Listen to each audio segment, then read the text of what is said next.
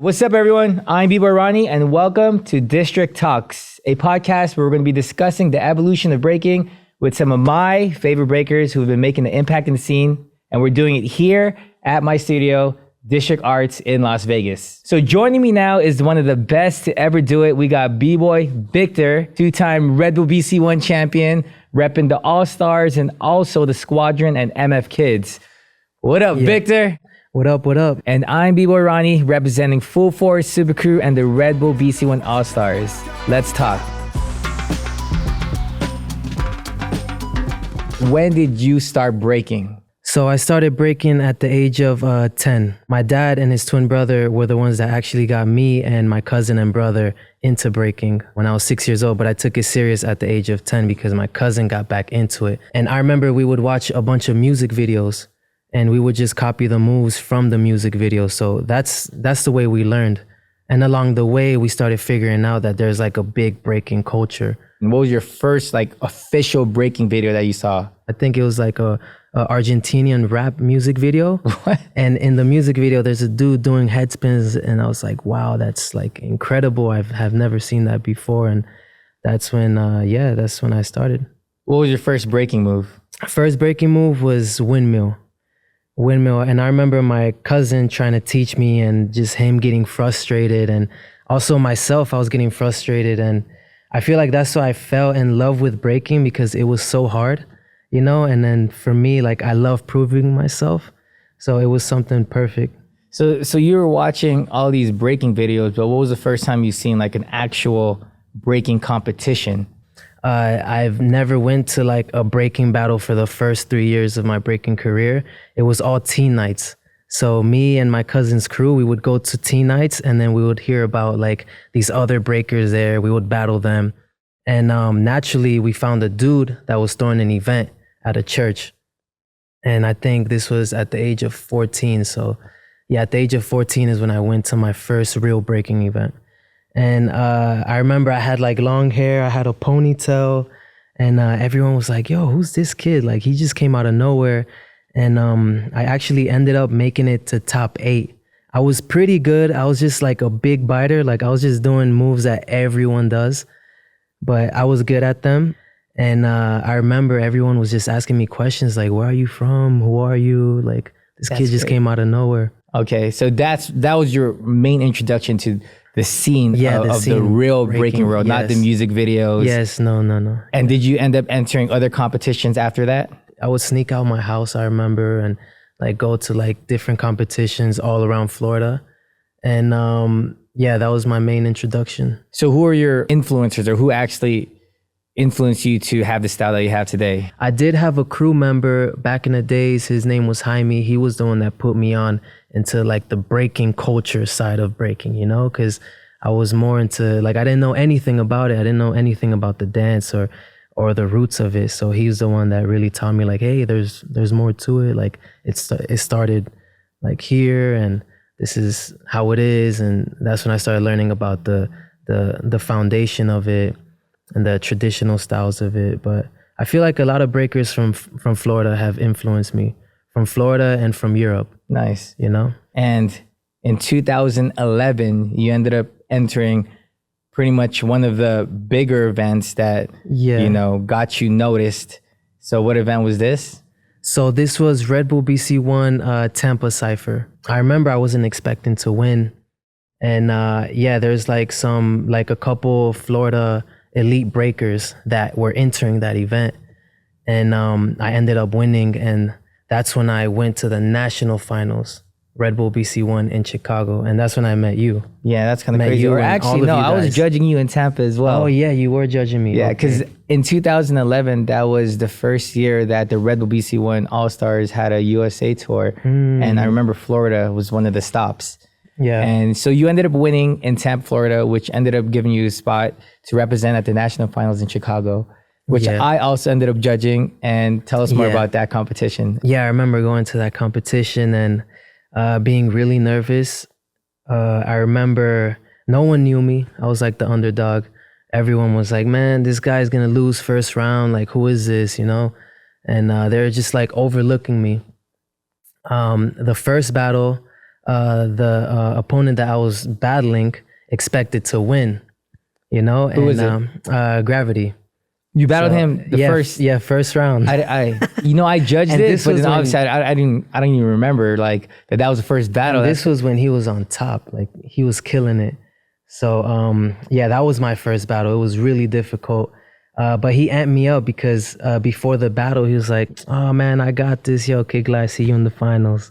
So I was like, "All right." I was there in the background, just quiet. He said this in front of you, or you just overheard him saying it? Oh, no, I just overheard it, you know? And that amped me up. And the day of the battle came, and I somehow like did really good. Like it was like one of my best performances ever. And I went on to top 8. I won that battle. I was like, what the heck? Like, yo, are you serious right now? Went to semifinals. I ended up winning that battle. And I was like, wow, I did not expect to even make it past top 16, you know? So for me, it was like a big accomplishment. And that's when I made it to the finals and battled El Nino. Ended up losing, but that's what made me like famous in the breaking scene and what like really blew me up. And what was your mentality going into this competition, since it was your first big national event, and also it was your first time even leaving Florida, right? Yeah, so my mentality was just to have fun, and I was so stress-free because I didn't have nothing to prove, you know? I'm an underdog. I have nothing to prove to anyone. So for me, I was enjoying my time. I was enjoying the music. I was enjoying just being up on stage with all these amazing dancers. So for me, I was just enjoying the whole process. So you entered Chicago, you got second place. This is like your national debut. What opportunities did you get after all this? After that BC1, I end up going home. I get like an email from Tyrone from IBE, like the organizer from IBE. And this was 3 weeks before the event. He was like, hey man, I want to fly you out to IBE. And that event I used to watch when I was younger. So I was like, oh yes, I really want to go. I showed my dad, and my dad's like, no, you're going to go. I'm going to buy you a passport. So he didn't have money, but he had to ask my grandpa for money to then give me the passport. I ended up getting the passport like a day before the flight. They booked my ticket without me having the passport. So Tyrone was like, I'm gonna trust you. So I'm gonna book your ticket, just make sure you get the passport. And from there, that's when I flew out to Netherlands. I was 17. So Keebs flew out with me also. He was living in Florida, so he was like my guardian. You know, it was like a dream to go to that event because I used to watch like YouTube, and I was watching like IB on YouTube when I was younger, and it's like, wow, it's amazing to see all these breakers that I look up to, you know, at this event. And now I'm going there and I get invited to do like that big crew battle. So you got to represent Team USA. Yeah, Team USA in Europe. And you got to battle other countries, right? Yeah, we battled Team Europe, Team Latin America, and then Team Worldwide, I think. Yeah. And this was your first international competition. Yeah, this was my first international competition, and it was so surreal just being there and being at that venue, you know, like looking at the stage. It's like, wow, I made it. Like this is like a dream come true to me. And I was only 17. Were your parents supportive? My dad was super supportive. He's like, yeah, no, you're gonna go, son. Don't worry, I got you, because he saw how much I loved breaking and how much I wanted to go to like that event. The rest of my family was like, no, you're staying home. You're gonna finish school. You have to stay in school. And my dad's like, nah, fuck that. He's gonna go to Europe, you know? So I thank my dad for that. So your dad was like your biggest supporter. Yeah. And he was also a B-boy. Yeah. He was also a B-boy. And he understood. So now moving forward, you end up competing at IBE. This is in 2011. And what other opportunities did that bring to you after? Because that was your first global competition that gave you this international recognition. Yeah. So what else were you doing after this? After IBE, I just started getting like all these emails, just like different organizers from all around the world, just inviting me to France. And then I was getting invited to where else, like all around US. But yeah, for a while it was like Europe and US. So you kind of started coming up in the early 2010s. So this is almost like a different generation. This was like when social media started blowing up, Yeah. what was the scene like when you started? Because this is when you started traveling a lot. Yeah, so the scene for me was thriving. It was awesome. Like there's a lot of crews out. There's a lot of like dope individual breakers, you know, and a lot of events going on. But I feel like it was thriving. How do you feel about it? Like during that time? Man, it's a blur to me because Yeah. as you were talking about all the competitions you were entering, I was judging a lot of them. So I would say during that time, that's when I started to see a lot of fresh faces that were, exactly. I saw a lot of potential with you, with Issei, with Sunny, because these were all the breakers at IBE who the following year in 2012, you guys ended up representing the Young Guns and you all battled the Red Bull BC1 All-Stars. And imagine, this is a precursor. This is before you guys ended up getting down with us. So we saw potential in all of you.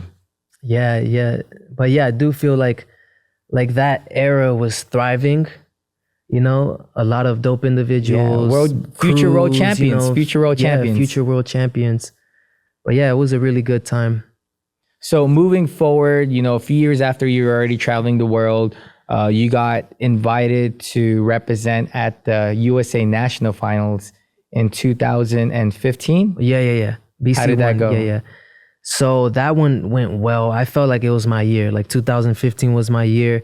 I remember Mex was my mentor for that year. I had everything. Physically, I had it all. You know, I had the moves. I had the stamina. The thing was, I wasn't there mentally. So I needed someone to coach me mentally, you know, and he was actually the one that was really like pushing me and giving me discipline. And that's something that I really needed. And basically 2015, I entered nationals, which was in Orlando, Florida. That was my family's first time watching me ever break in person. No, really? So how did Mex One mentor you? Rest in peace, by the way, to Mex One. Yeah, rest in peace. Very important figure in our breaking scene. Yeah, he mentored me just like mentally, you know. He had me doing a lot of drills, breaking drills, but also he like implemented confidence in me, you know, naturally without me even knowing. And when there's times where I was like in like disbelief, when I didn't believe in myself, he was always like, no, you got it. Like you got everything. You're okay. Like you're one of the best, you know. So he'll implement that like confidence in me. Yeah, naturally. He was very encouraging because I even remember my history with Mex One. He's actually the reason why I started organizing all these breaking events here in Las Vegas. The first breaking event I organized here was in 2008, and it was in collaboration with Mex One and Spen and Squid, basically all the Floridians. Yeah. All right, so in 2015, you ended up winning the national finals in Orlando against my crew member, Ben from Super Crew. Yeah. And this led you to representing USA in Rome. Yeah. So how was that experience? So yeah, I ended up winning 2015 national qualifier. My family was there. I was like so happy. They were so proud of me. And yeah, I got my ticket to Rome. So I got my ticket to the world finals. Who'd you battle? Rato from Brazil. Issei, top 8. Lil Zoo semis, and then Bruce Almighty finals. So I had like a really tough bracket. Yeah, that's really a hard tough bracket. Two of which were Red Bull BC1 All-Stars too prior. Yeah. This is prior to you guys becoming All-Stars. So a memory that I have of the final battle was being backstage. And I remember you going up to Rock's right and you were telling him that your shoes were hurting your feet. Yeah, like they're too tight. So could you tell us about that experience? Yeah, so going in on the semifinal battle versus Lil Zoo, I had like these Nike Moab shoes, and they like wrap your feet around, you know, like they're like wrapped on your feet, you know. So they're too tight. They were too tight. They were uncomfortable. They're too tight, and basically that battle versus Lil Zoo, I didn't feel good in them. So for the finals, I came up to Rocks like right before the finals. And I'm like, bro, what size are you? Like, please, can I use your shoes? That's He's wild, because like, I was size 8. I was backstage when that whole thing happened. Yeah. I was like, what's going on right now? Yeah, and I was just so worried and nervous. I'm like, oh my God, I need new shoes. And Rox was there. I'm like, what size are you? He's like, size 8. I'm like, perfect. Can I use your shoes? Like, yeah, no problem. So I ended up wearing his shoes. during All the red finals. Hirachis. I remember that. Yeah, all red Hirachis. So for all our viewers, if you end up watching the World Finals in Rome, watch all the battles and the final battle against Bruce Almighty. Vic has Rock's right shoes. Yeah. Which is probably the reason why you won. Maybe, yeah, I think so. Oh man, that's wild.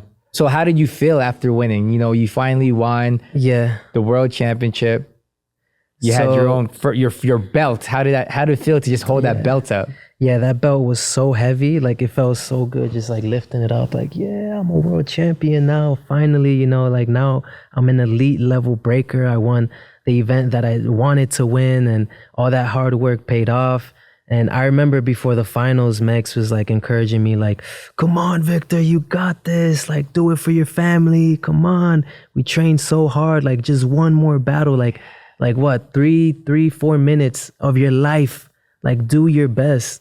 And it's like, that really encouraged me to really like win that final battle. And it just felt amazing. Like, it felt, I felt so stress-free. I called my dad. He was like crying. He was like, oh, I'm so proud of you, this and that. And he's like, yeah, now bring my belt back home. Did they watch it live? I'm sure they watched it. Yeah, they watched it live. So my mom told me that my dad couldn't even watch the finals. Like, he had to walk away. He was so nervous for me. He had to walk away during the finals. And he was just like telling my mom, like, Lupe, let me know, like, if he wins or not, blah, blah, blah. So yeah, he was really nervous. Even before you won in 2015, you already Yes. competed at the World Final in Rio de Janeiro, Brazil in 2012. Yeah. So you were already at the Red Bull BC One World Final in Yes. 2012, 2014, and 2015. Yeah. So you competed 3 times before you won the World 3 times, Championship. yeah. And you know, I Yeah. say this too, because how many times have you battled Hong Ten? I battled him in Paris. I think about 2 times. 2 times. Silverback Open and Paris. And you beat him twice. Twice, yeah. So you are officially Hong Ten's kryptonite. Oh man, I don't know how.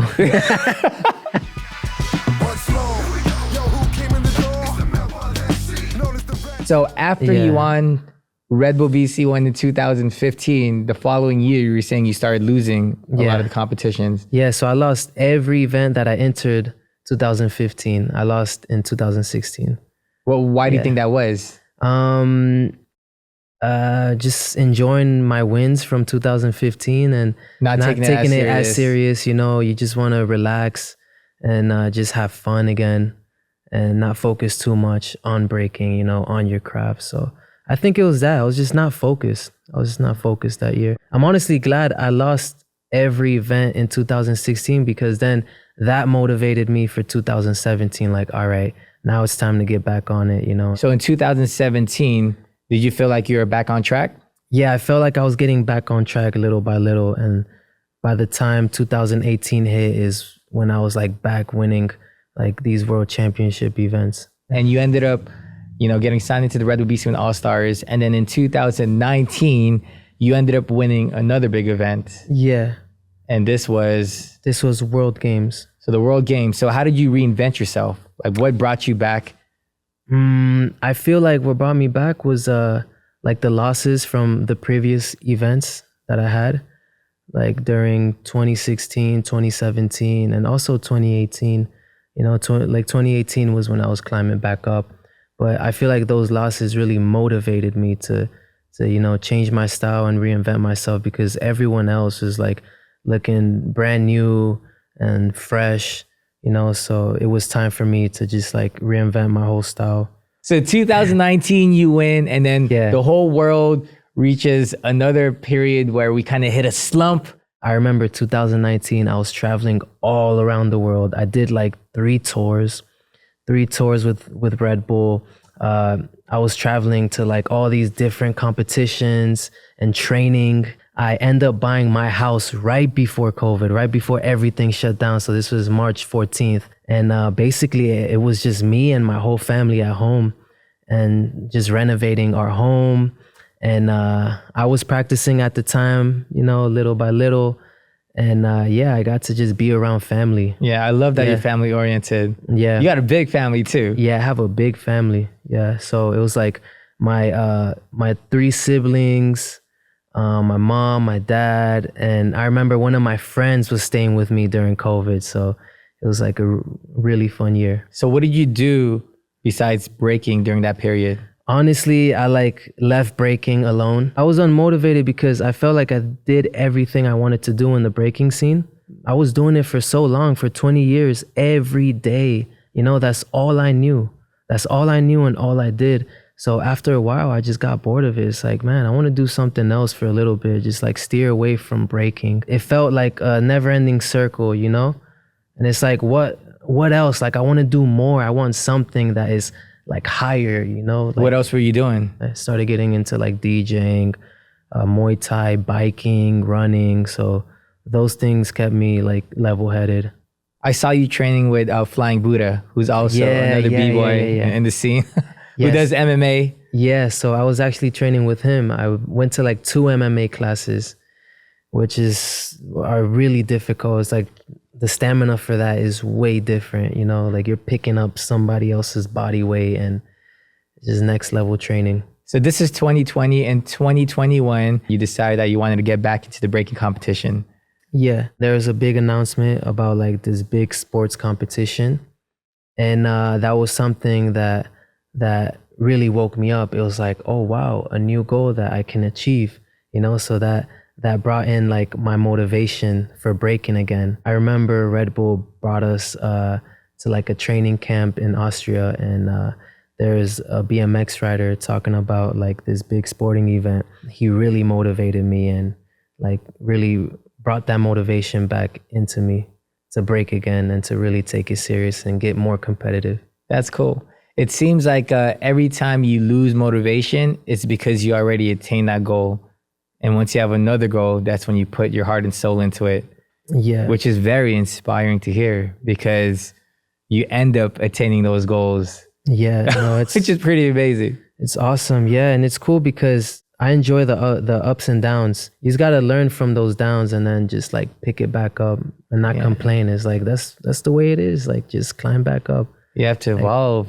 Yeah, you have to stay disciplined. Yeah, so after the pandemic, your next biggest competition that you were training for was the World Finals, Red Bull BC1 World Finals.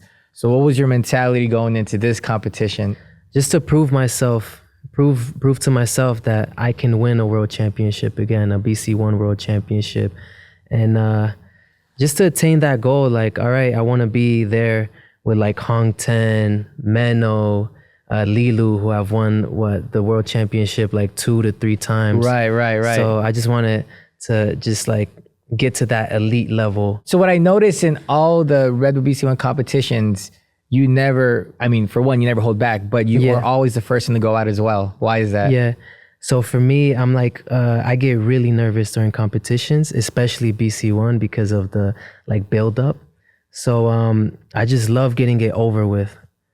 So there's no strategy, no nothing. I just love getting over the nerves. I love being nervous, but then I just want to get over the nerves. And that first round is always the best round for me because after that first round is like, all right, I'm done. I feel good. All right, time for the second, third round, you know, and it's like a little warm up for me. So you don't like waiting. Yeah, because strategically, normally you have the disadvantage if you go first. Yeah, supposedly you have a disadvantage if you go out first, but honestly, if you do a well enough round and if you like commit to every move, you're fine. Yeah. All right, so let's talk about the Red Bull BC1 World Finals in New York and your road to the finals. Who did you end up battling the first round? So I ended up battling Marlon first round. I remember during that battle, I was like, what the hell am I doing? Like I didn't do as well as I thought I was gonna do. And I was wearing like this swishy jacket, Red Bull jacket. And because of that jacket, I was like slipping up on all my moves. So I was really worried that first round. I thought I was gonna lose. I ended up winning. It's like, okay, Victor, you gotta pick it up. Come on. That's just the first round. You still got it. And top 8, who did I battle top 8? Phil Wizard. So Phil actually beat me, I think, a month before at another competition. In Korea. I remember that. And I remember I wanted to get him back because of that. I was like, okay, Phil, top 8. All right, I got this. I'm going to do my best. yeah, I was really amped up to battle him. I ended up taking him out, and then finals was versus Lee. How was that final battle against Lee? I felt like I was doing different moves, movement. I was also detailed and well-rounded, so I felt confident that I won. Do you remember the judge's decision? It was Victor, Lee, and then the last one was up to Kid Glide, and that's when he like brought up the board and it's like said Victor. So and how'd you feel? It was really close. I felt like amazing, like shit. I did it again. Like your second belt. Another one. Yeah. So what did it mean to win a title in New York, the birthplace of breaking? So for me, it meant a lot to win the title and just bring it back home, because the year prior, Amir won BC1. And yeah, it was only right for an American to win BC1 in New York, where hip hop first started. So yeah, it was a like really cool feeling. Just to bring it back home. Just to USA, bring it back home. All day. Yeah. So the next stop, you won your spot. You earned your spot at the world's biggest sporting event.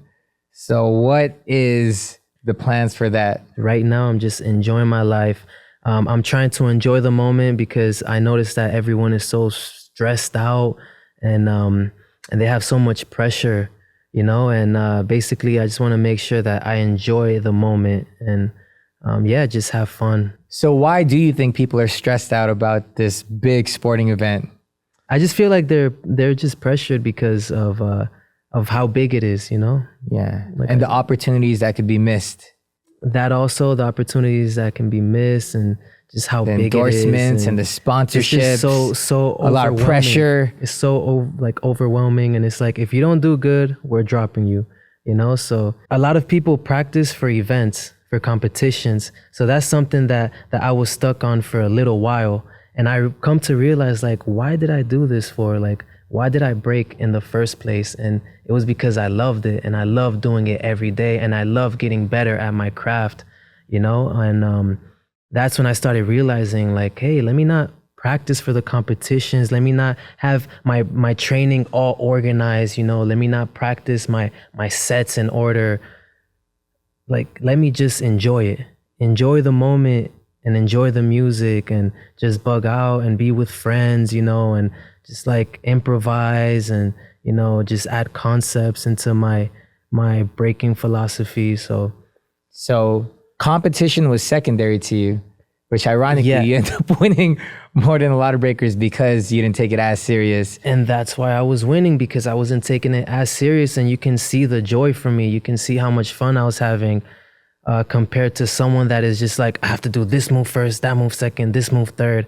And if they don't hit it, they end up like just like losing their mind during the battle, and you can see it. You know, that's what happens. Yeah, their mind gets discombobulated, because that's what happens in a competition when you mess up your set. Yes, you end up thinking about that mess up, and then you forget to breathe, and then you get tired, and then you go on your second round and you're flopping again. Yeah. So no, you have the right mentality. And I also think it's because your upbringing and breaking is not like the newer generation now, where they learn in a dance studio. You actually learn on your own. You learn the way we learned in the 90s.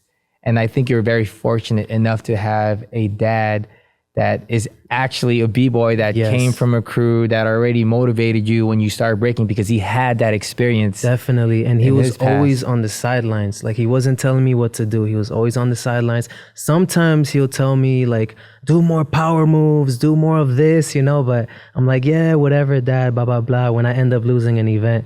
But he's not like really into my training process, because he trusts me and he knows that I understand like breaking, like this is what I do. So that's also a good thing. So how does your mom feel about your breaking career now?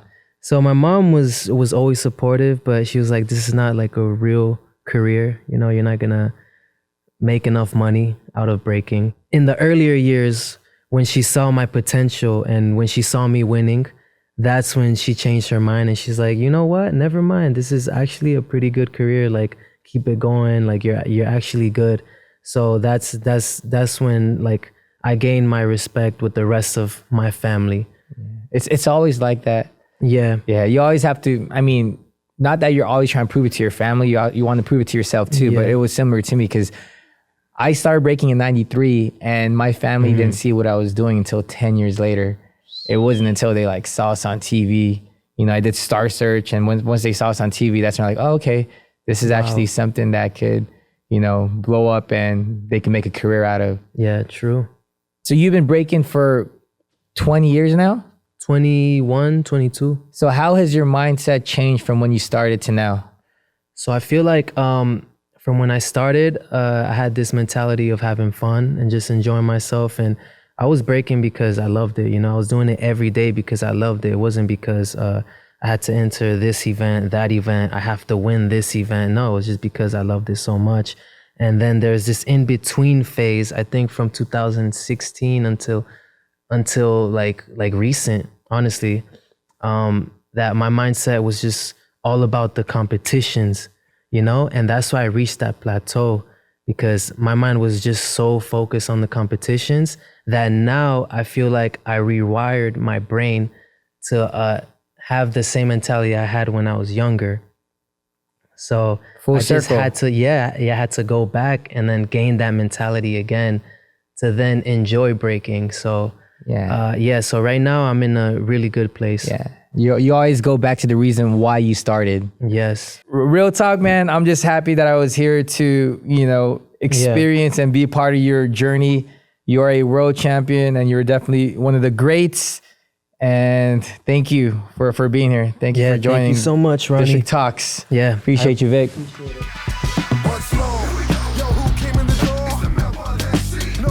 So follow us on Red Bull BC1 and District Arts YouTube. Talk soon.